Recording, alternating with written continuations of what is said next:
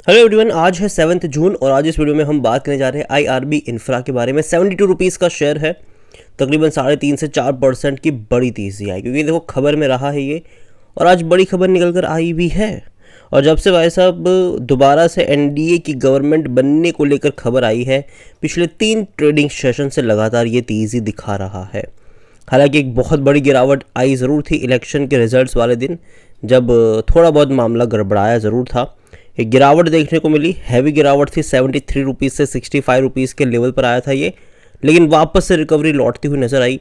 वापस ये जो इसका 74 रुपीज़ का लेवल था वहाँ पर जाने की अभी कोशिश कर रहा है।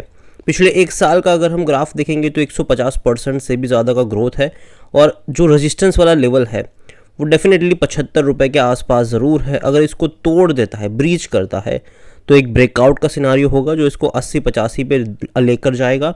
अगर नहीं ब्रीच कर पाया तो वापस 65 रुपये का मुंह देखने भी आएगा, लेकिन जहाँ तक मुझे लगता है कि ये लेवल तोड़ देगा।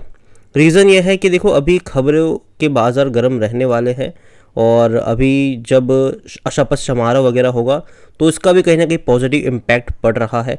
उसके बाद बजट को लेकर भी अनाउंसमेंट शुरू होने के आपको आसार नज़र आएंगे। और यहाँ पर अगर हम देखें आज के दिन की, अगर मैं स्पेसिफिकली बात करूँ तो रिपोर्ट अच्छी आई है। आज 4% की तेज़ी आई, क्योंकि देखो जो टोल का कलेक्शंस है वो इनका बढ़ता नज़र आया, 536 करोड़ रहा, और ये वाकई में बहुत बड़ा नंबर है। यहाँ पर अगर आप देखोगे तो आज 4% की तेज़ी आई। The company toll collection in May 30% का जंप आया मई महीने में। अगर आप ईयर एंड ईयर से कंपेयर करते हैं तो 536 crore. The reinforce of the consistency and robust growth across the highway assets we manage in India with annual toll tariff revision now effective from June 3rd। अभी हम सबको पता है कि वापस से जो टोल है उसके चार्ज बढ़ने वाले, 5% तक के बढ़ने वाले हैं।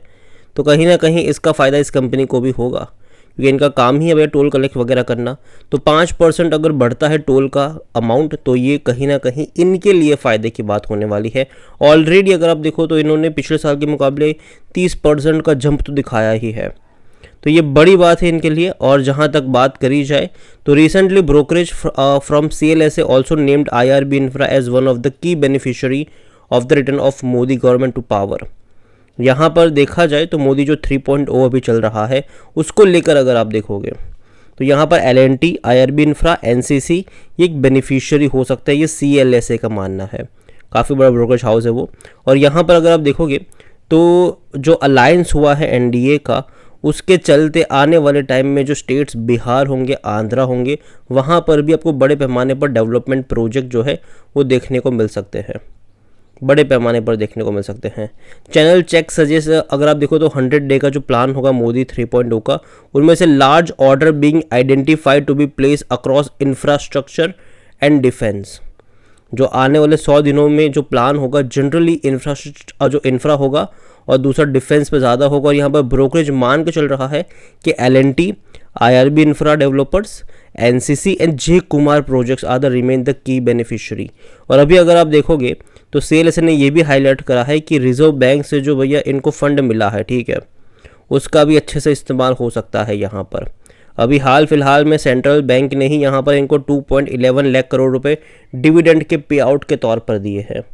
तो जाहिर सी बात है पैसा है, उसका इस्तेमाल यहाँ पर होने वाला है, और कहीं ना कहीं ये बेनिफिशियरी होगा। और कहीं ना कहीं जो बड़े इंफ्रा प्रोजेक्ट होंगे वो आपको बड़े पैमाने पर यहाँ पर देखने को मिलने वाले हैं। कंपनी की अगर हम बात करें, इनके वैल्यूएशन की अगर हम बात करें तो 72 का इसका पी रेशो अगर आप देखो तो महंगा ज़रूर है ये, क्योंकि सेक्टर पी 50 का है और इसका पी रेशो 72 पे जा चुका है। काफ़ी महंगे पर मतलब ज़रूर है ये। 67% एनालिस्ट कहते हैं खरीदारी करो। फाइनेंशियल्स अगर हम देखेंगे इस कंपनी के तो लास्ट क्वार्टर के नंबर उतने अभी अच्छे नहीं थे, हालांकि रेवेन्यू वाइज अच्छे थे लेकिन प्रॉफिट वाइज उतने अच्छे नहीं थे। यहाँ पर अगर आप देखोगे तो 2500 करोड़ के रेवेन्यू थे इनके, जो कि इससे पहले के क्वार्टर में 2077 करोड़ के थे। मतलब एक बढ़िया जंप है, ऑलमोस्ट 20% का। लेकिन प्रॉफिट में वो जंप नहीं आ पाया, 188 करोड़ का ही रहा, तो उतना बड़ा जंप अब प्रॉफिट में नहीं आया। मुश्किल से 1% का भी जंप नहीं था ये। तो ये एक नेगेटिव चीज़ यहाँ पर ज़रूर थी, लेकिन फिर भी मुझे लगता है कि आने वाले टाइम में देखो जिस तरीके से अनाउंसमेंट भी मतलब जब हुई है कि 5% तक के टोल चार्जेस बढ़ सकते हैं, तो ये इनके बेनिफिट में जाएगा। इतना ही नहीं, गवर्नमेंट और कई सारे इंफ्रा प्रोजेक्ट रिलीज़ करेगी, वहाँ पर भी इनको फ़ायदा होगा, इनको भी कुछ बड़े प्रोजेक्ट मिलेंगे। और जो हाईवेज़ वगैरह आप देख लो आंध्रा से जाने वाले फिर बिहार के, तो कहीं ना कहीं वहाँ पर एक बहुत बड़ा स्पेंडिंग जो है वो गवर्नमेंट कर सकती है।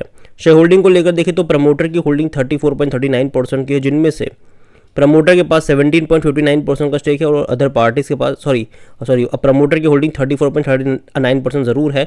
उनमें से गिरवी अगर आप देखोगे तो 16.80%, मतलब आधी होल्डिंग ऑलमोस्ट यहाँ पर गिरवी पड़ी हुई है प्रमोटर की। काफ़ी बड़ी नेगेटिव चीज़ है यहाँ पर। और दूसरी यहाँ पर बड़ी बात अगर आप देखोगे तो ज़्यादातर जो क्वांटिटी यहाँ पर खरीद के बैठे हैं वो यहाँ पर एफआईल्स है, 47.42%, बहुत बड़ी क्वांटिटी है उनके पास कंपेयर टू म्यूचुअल फंड और डोमेस्टिक इंस्टीट्यूशन। डोमेस्टिक के पास यहाँ पर 4.07% है और म्यूचुअल फंड के पास 3.72% का स्टेक यहाँ पर देखने को मिल रहा है। रिटेल और अदर की मिलाकर 10.60% की होल्डिंग है, जिनमें से रिटेल इन्वेस्टर यहाँ पर 7.53% पर है और अदर पार्टीज 3.06% का स्टेक यहाँ पर लेकर बैठे हुए हैं।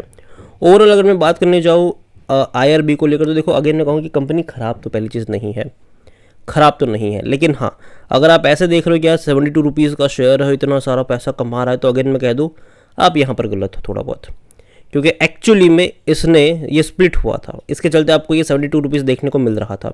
स्प्लिट होने के बाद एक शेयर का 10 शेयर बन गया था, मतलब इसका अगर ये स्प्लिट ना हुआ होता तो अभी इसका प्राइस 726 रुपये के आसपास होता। तो ये यही वजह है कि इसको सस्ता मानने की गलती मत करना, क्योंकि वैल्यूएशन हमने देखा कि भैया महंगा ज़रूर है, लेकिन ये चीज़ ज़रूर है कि कुछ पॉजिटिव चीज़ें हैं और मोदी गवर्नमेंट के आने के बाद कहीं ना कहीं इंफ्रा वाले शेयर्स और ज़्यादा तेज़ी से भागना शुरू कर चुके हैं। और 74-75 रुपीज़ का लेवल मेरे हिसाब से इंपॉर्टेंट होने वाला है कि यहाँ से तेज़ी दिखाएगा या फिर वापस करेक्शन दिखाएगा। मुझे लगता है कि एक बार के लिए तेज़ी दिखाने की कोशिश ज़रूर करेगा, लेकिन उसके बाद एक करेक्शन के लिए जाएगा ज़रूर। ये एक प्रॉफिट टेकिंग आपको यहाँ पर ज़रूर देखने को मिल सकती है कुछ टाइम बाद, लेकिन फिर भी मैं इसको लॉन्ग टर्म के लिए कंसिडर करूँगा कि लॉन्ग टर्म के लिहाज से मुझे कोई यहाँ पर उतनी बड़ी दिक्कत लगती नहीं है। लॉन्ग टर्म के लिहाज से डेफिनेटली इसके ऊपर भरोसा जताया जा सकता है, लेकिन गिरावट आने पर, ठीक है, गिरावट आने पर।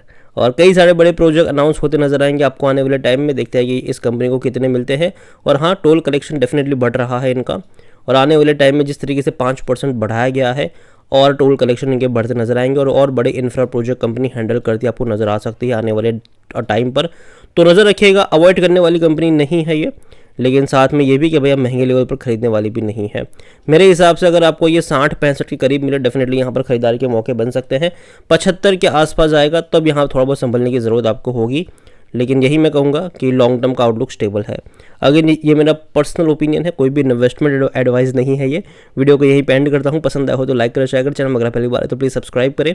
और IRB इंफ्रा के बारे में क्या सोचते हैं वो भी आप मुझे कमेंट में लिख के बता सकते हैं। Thank you.